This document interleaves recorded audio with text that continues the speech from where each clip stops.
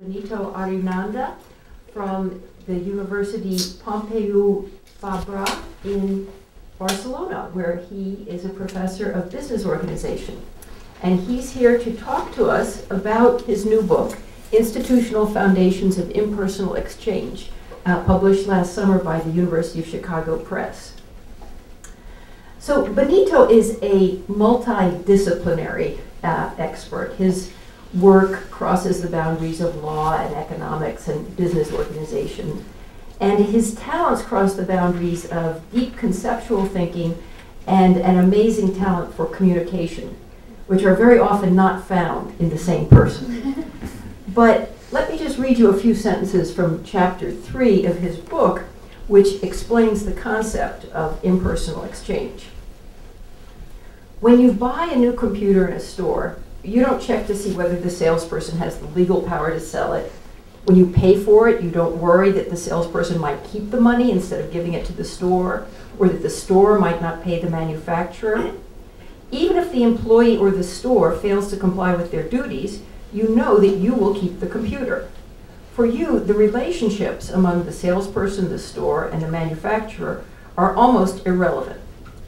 And I feel like that's a wonderful example of taking an abstract and potentially confusing concept and explaining it in a way that you say, well, I knew that all along. Professor Arruñada's book addresses policy, practice, theory, politics. It ranges among such important and current issues as informal settlements, illegal or extra-legal occupation of land, and whether registries, whether issuing legal title, are an effective and appropriate policy response.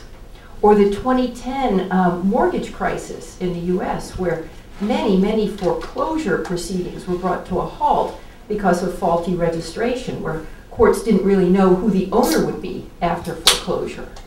Or questions like the US Patent and Trademark Office and its interest in speed, aided and abetted by a very motivated and aggressive patent bar, and whether this actually encourages litigation and perhaps discourages innovation. In addressing all of these issues, Benito impresses upon us that registries are far from being simple, straightforward depositories of data.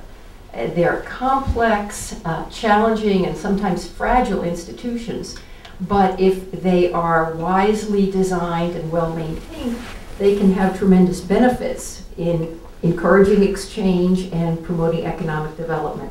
So please join me in welcoming Benito back to the Institute.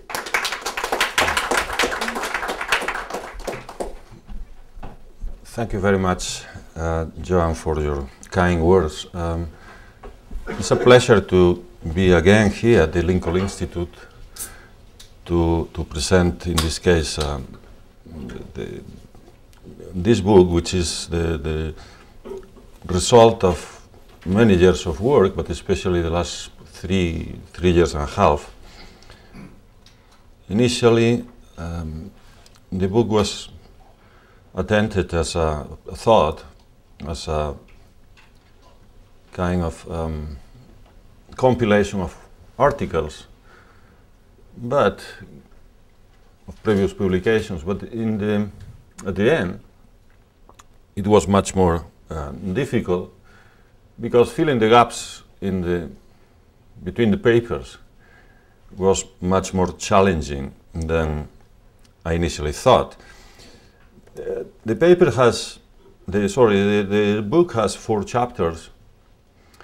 3 of them present a theory of what is the role of registries, focusing mainly on land registries and company business registries, but with applications also to other forms of registries, other types of registries, from intellectual property to even organized exchanges for financial derivatives, which in essence are very similar devices.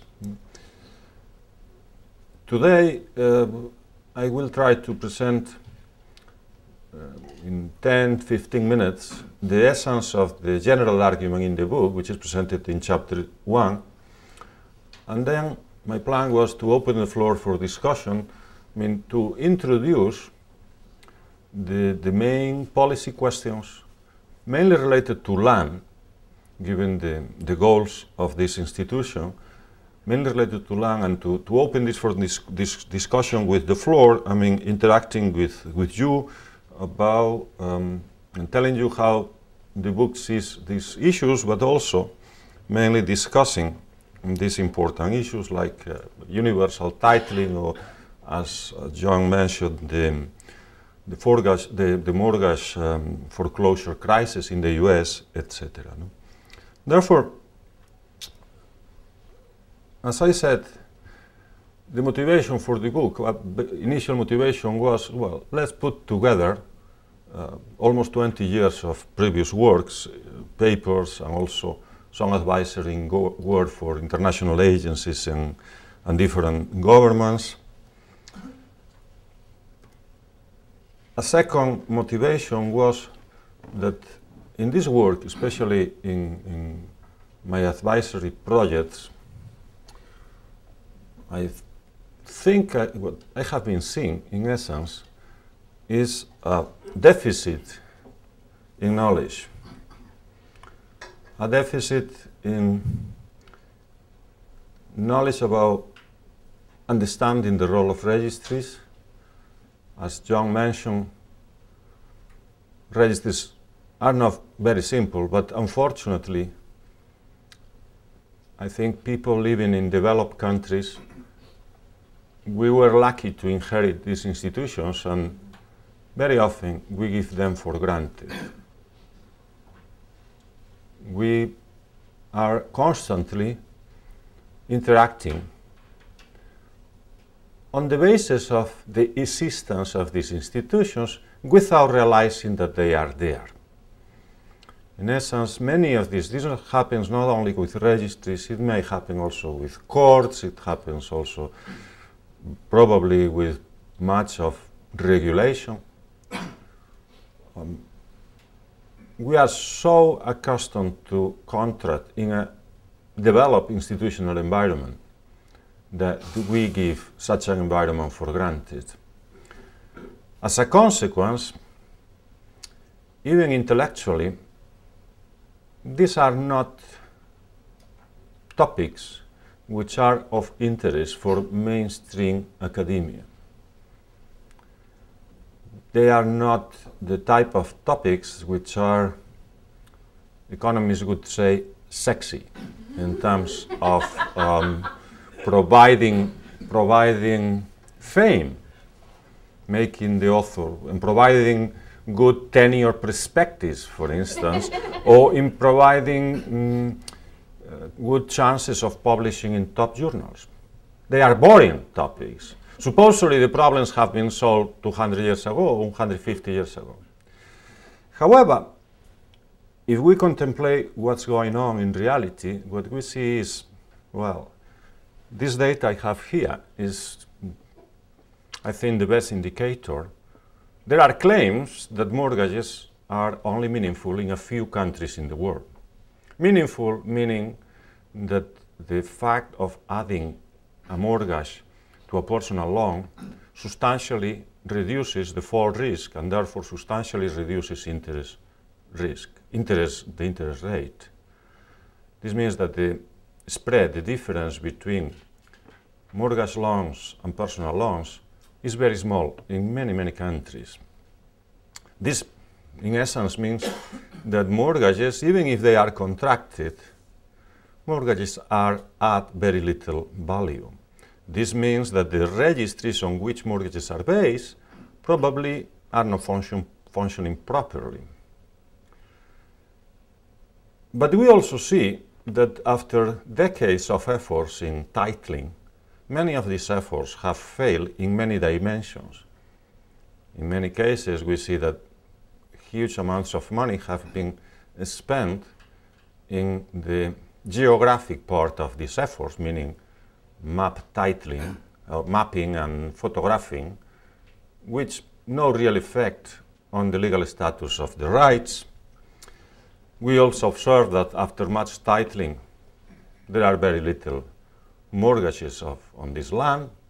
We also see that after much titling efforts, second transactions are systematically not recorded nor registered, which could be read as meaning that the value of these efforts for the users is very limited. We also see that policies are being recommended from international agencies like the World Bank, and especially the Doing Business branch of the World Bank, policies which have, to say the least, a naive view of these institutions.